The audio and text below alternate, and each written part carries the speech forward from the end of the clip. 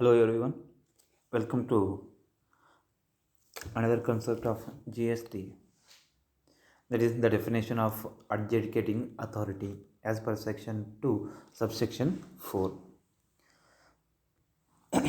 It means any authority appointed or authorized to pass any order or decision under the GST Act. It means that adjudicating authority ಅಂದರೆ ಯಾರು? Any authority appointed or authorized to pass any order or decision. ಅಂದರೆ ಯಾವುದೇ ಒಂದು GST goods and service tax ಆ್ಯಕ್ಟ್ಗೆ ಸಂಬಂಧಪಟ್ಟಂಥ ಯಾವುದೇ ಒಂದು ನಿಯಮಗಳನ್ನು ಜಾರಿಗೆ ತರುವಂಥ ಅಧಿಕಾರ ಇರುವ ವ್ಯಕ್ತಿಗಳಿಗೆ ನಾವೇನಂತ ಕರಿತೀವಿ? ಅಡ್ಜುಡಿಕೇಟಿಂಗ್ ಅಥಾರಿಟಿ ಅಂತ ಕರಿತೀವಿ.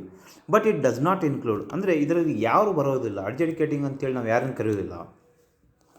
CBEC ಅಂದರೆ central board of excise and customs ಇರ್ಬೋದು, the provisional authority, the authority for advance ruling, the appellate authority and the appellate tribunal.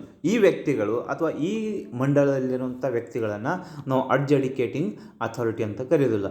ಇದನ್ನು ಬಿಟ್ಟು ಬೇರೆ ವ್ಯಕ್ತಿಗಳಿಗೆ ಯಾರಿಗೆ ಅಧಿಕಾರದ to pass the rules and regulations regarding the GST amendment ಮಾಡೋದಾಗಲಿ, GSTಗಳಲ್ಲಿ ಹೊಸ ಕಾನೂನನ್ನು ಜಾರಿಗೆ ತರೋದಾಗಲಿ ಇರುವಂಥ ಯಾರಿಗೆ ಅಧಿಕಾರದ ಆ ವ್ಯಕ್ತಿಗಳಿಗೆ ನಾವೇನಂತ ಕರಿತೀವಿ?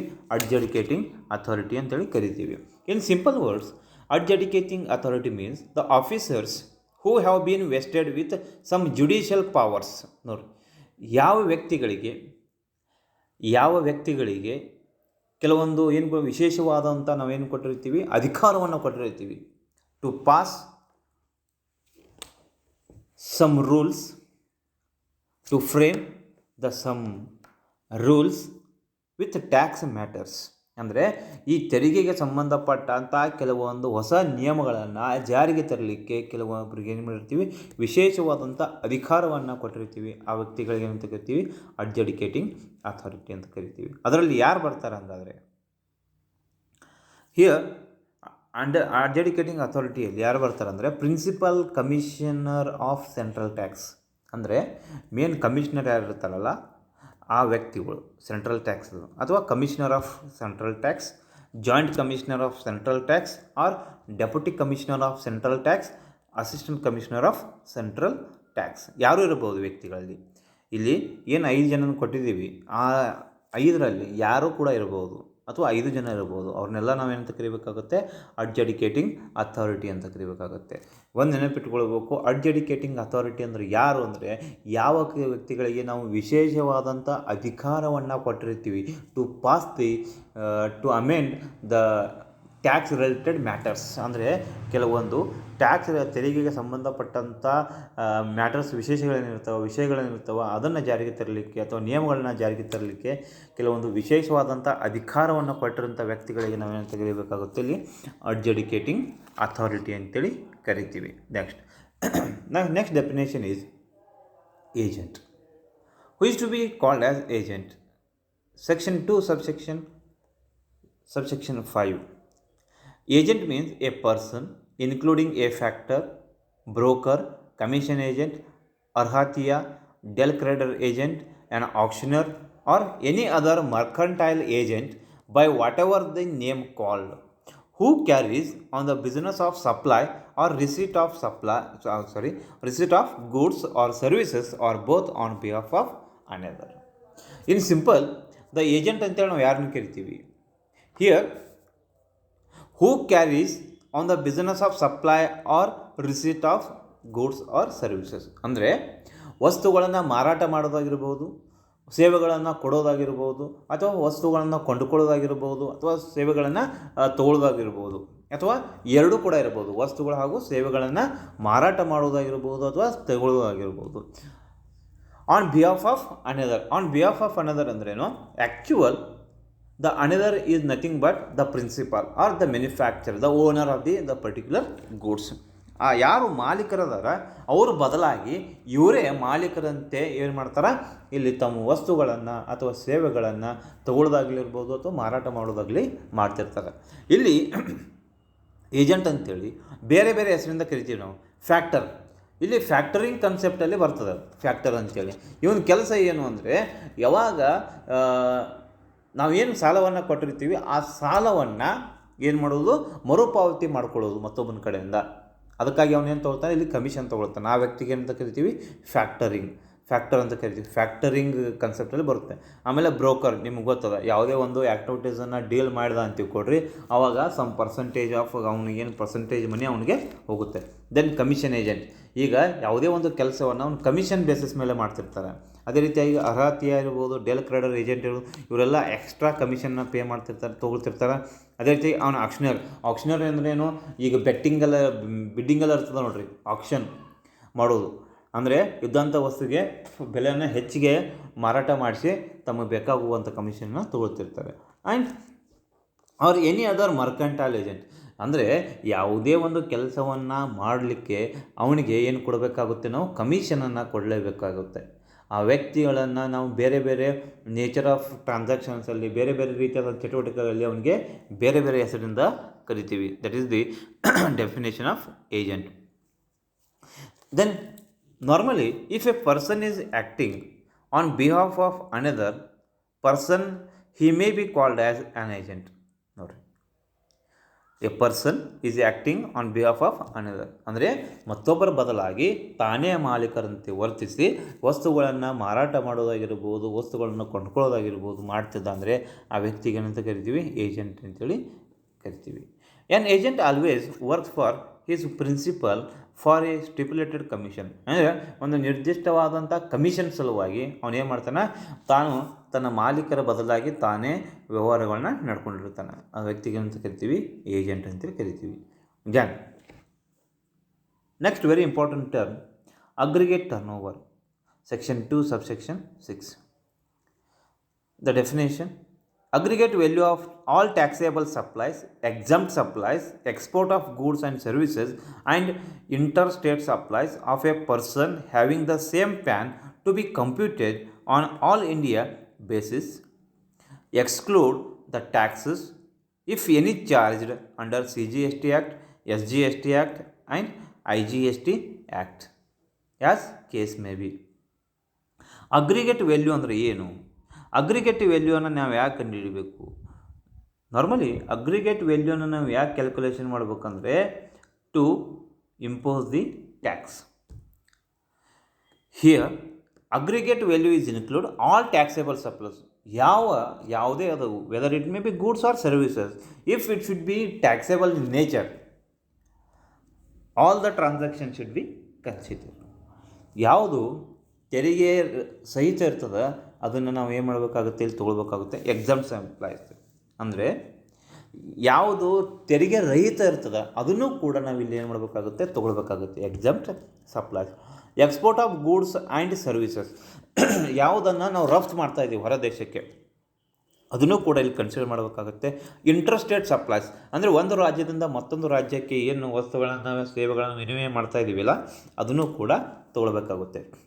Of a person having the same PAN to be computed, ಅಂದರೆ ಈಗ ಒಬ್ಬ ವ್ಯಕ್ತಿ ಏನು ಮಾಡ್ತಾ ಇದ್ದಾನೆ, ಬೇರೆ ಬೇರೆ ರಾಜ್ಯಗಳಲ್ಲಿ ತನ್ನ ಬಿಸ್ನೆಸ್ಸನ್ನು ವ್ಯವಹಾರ ನಡೆಸ್ಕೊಂಡ್ಬಿಟ್ಟಿದ್ದಾನೆ with a same PAN number. ಯಾಕಂದರೆ ಒಬ್ಬ ವ್ಯಕ್ತಿ ಇದ್ದ ಅಂದರೆ ನಮ್ಮ ಭಾರತದಲ್ಲಿ ನೀವು ಎಲ್ಲೇ ಕೂಡ ಬಿಸ್ನೆಸ್ಸನ್ನು ಮಾಡಿದ್ರು ಅವನೇನು ಮಾಡಬೇಕಾಗುತ್ತೆ, ಒಂದೇ ಪರ್ಮನೆಂಟ್ ಅಕೌಂಟ್ ಇರುತ್ತೆ. ಒಬ್ಬ ವ್ಯಕ್ತಿಗೆ ಒಂದೇ ಪರ್ಮನೆಂಟ್ ಅಕೌಂಟನ್ನು ನಂಬರನ್ನು ಕೊಡಬೇಕಾಗುತ್ತೆ. ಆ ಪರ್ಮನೆಂಟ್ ಅಕೌಂಟ್ ನಂಬರ್ ಅಡಿಯಲ್ಲಿ ನೀವು ಬೇರೆ ಬೇರೆ ರೀತಿಯಾದಂಥ ಬಿಸ್ನೆಸ್ಸನ್ನು ಮಾಡ್ತಾ ಇರ್ತೀರಿ. ಅದಕ್ಕಾಗಿ ಅವ್ರೇನು ಹೇಳ್ತಾರೆ ಅಂದರೆ, ನೀವು ಯಾವುದೇ ಬಿಸ್ನೆಸ್ಸನ್ನು ಮಾಡಿರಿ ಅಲ್ಲಿ ಏನಿರುತ್ತೆ, ಒಂದೇ ಪ್ಯಾನ್ ನಂಬರ್ ಅಡಿಯಲ್ಲಿ ನೀವು ಬಿಸ್ನೆಸ್ಸನ್ನು ರನ್ ಮಾಡ್ತಾ ಇರ್ತೀರಿ.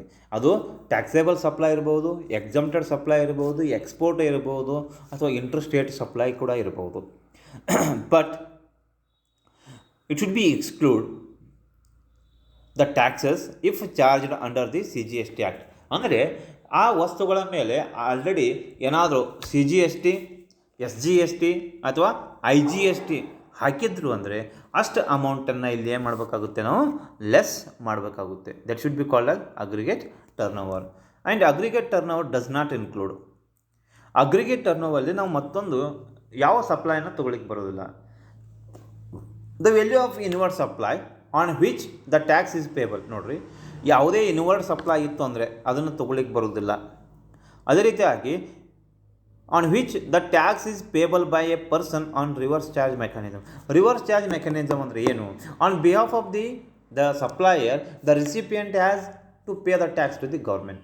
ಅಂದರೆ ಯಾರು ಪೂರೈಕೆದಾರರು ಇರ್ತಾರಲ್ಲ ಅವರ ಬದಲಾಗಿ ಬಳಕೆದಾರರು ಏನು ಮಾಡಬೇಕಾಗುತ್ತೆ, ಇಲ್ಲಿ ಟ್ಯಾಕ್ಸನ್ನು ಅಥವಾ ತೆರಿಗೆಯನ್ನು ಕಟ್ಟುವಂಥ ವಿಧಾನ. That should be reverse charge mechanism. ಈಗ ಬೆಸ್ಟ್ ಎಕ್ಸಾಂಪಲ್ ಟೆಲಿಕಮ್ಯುನಿಕೇಷನ್ಸ್, ಅದನ್ನು ನಾವು ಅಗ್ರಿಗೇಟ್ ಟರ್ನ್ ಓವರಲ್ಲಿ ತೊಗೊಳ್ಳಿಕ್ಕೆ ಬರೋದಿಲ್ಲ.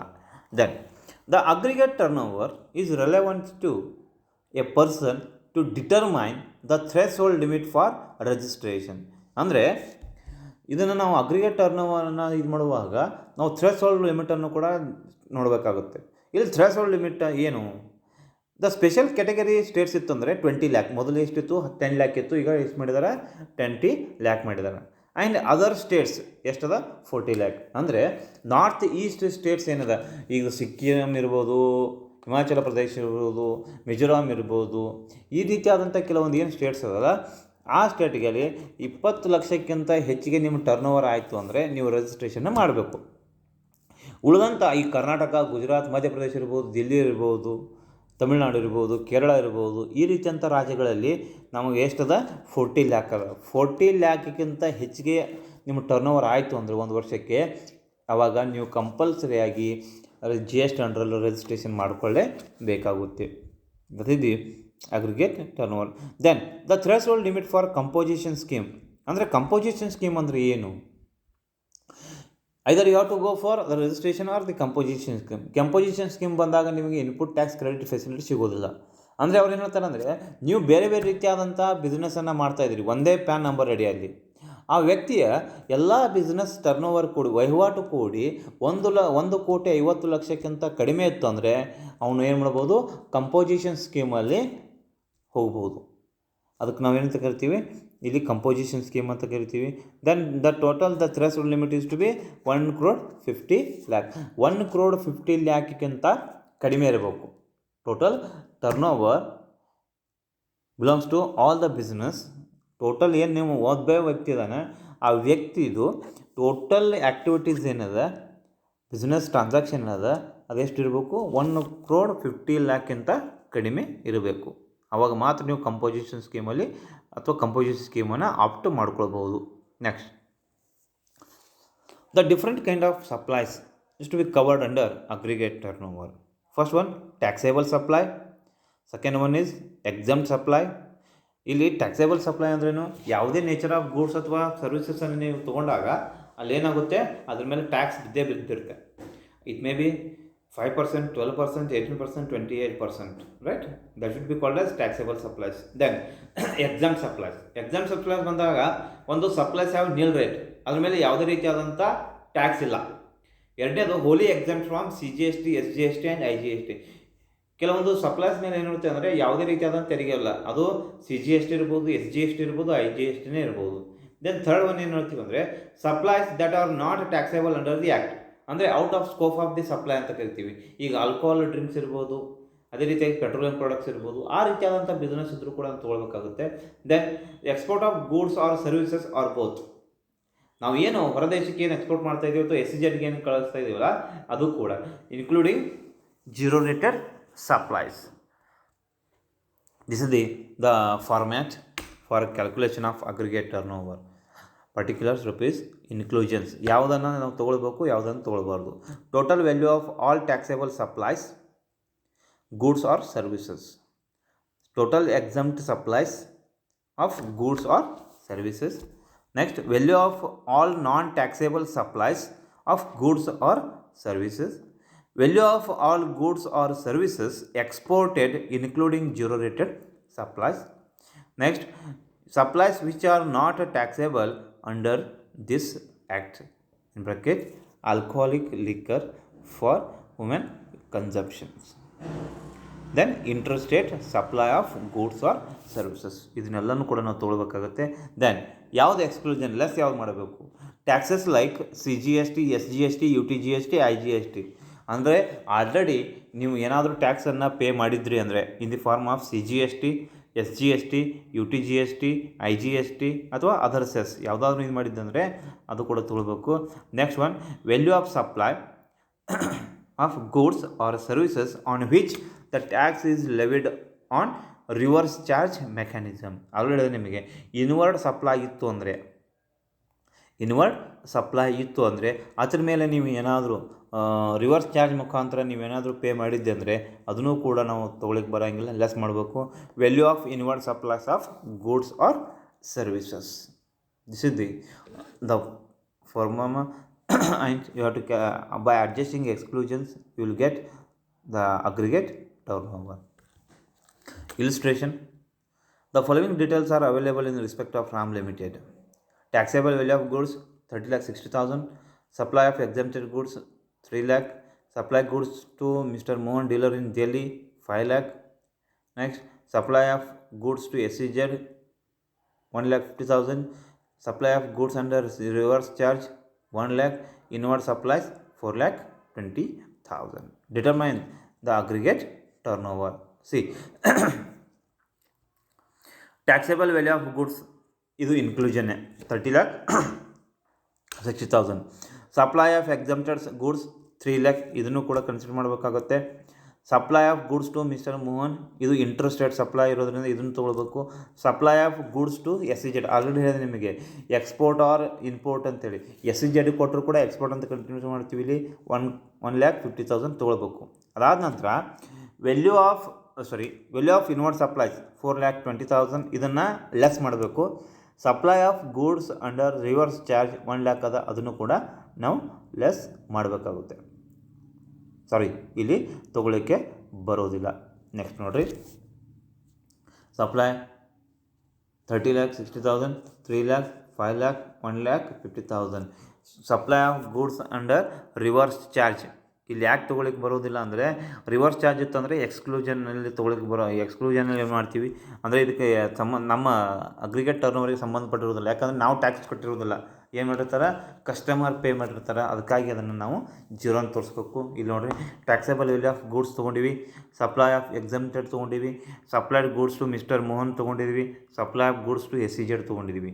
ಮೇಕ್ ದಿ ಟೋಟಲ್ ಅದಾಗ ಅವತ್ರ ಇಲ್ಲಿ less value of inward supply ಅಂತೇಳಿ ತೊಗೊಳ್ತೀವಿ 4,20,000. Then you will get 35,90,000. This is the aggregate turnover. The rest of the things we will discuss in next video.